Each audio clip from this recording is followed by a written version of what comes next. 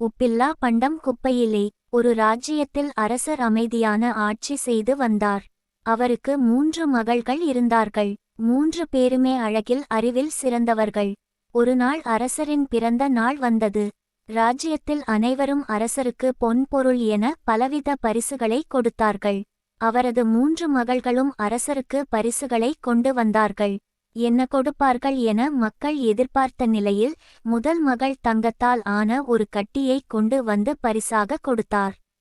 அதை வாங்கிக் கொண்ட அரசர் மகளை நெற்றியில் முத்தமிட்டு நன்றியை கூறினார்.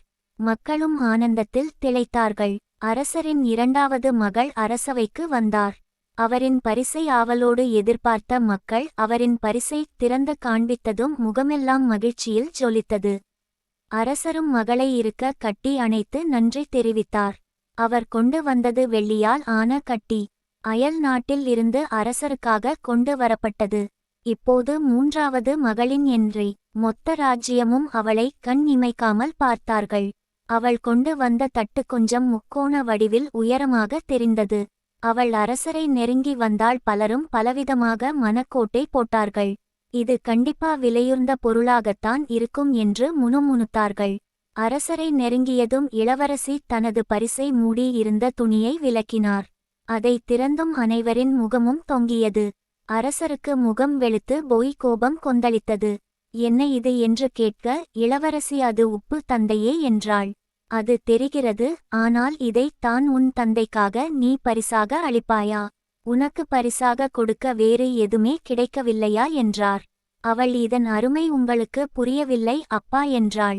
அரசர் எங்கும் கிடைக்கும் இந்த பொருளை பரிசாக அளித்த நீ ராஜ்யத்தை விட்டு முதலில் வெளியேறு என்று கோபமாக ஆணையிட்டார்.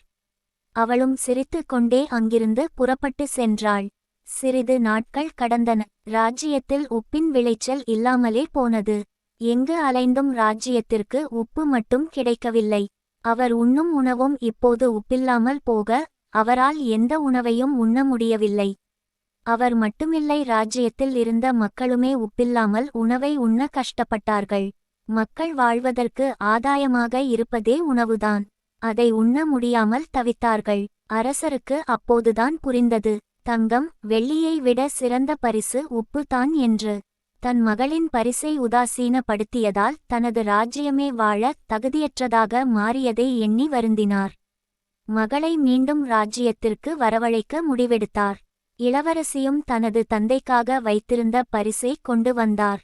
அந்த உப்பை விலையுர்ந்த பரிசாக உணர்ந்த அரசர் தலை குனிந்து ஏற்றுக்கொண்டார். மீண்டும் ராஜ்யத்தில் உப்பு விளைச்சல் தொடங்கியது. தங்கம் வெள்ளி இதையெல்லாம் தாண்டி நமக்கு வாழ தேவையான உயர்ந்த பொருட்கள் இருக்கின்றன என்பதை இளவரசி அரசருக்கு மட்டுமில்லாமல் ராஜ்யத்திற்கும் உணரவைத்தார்.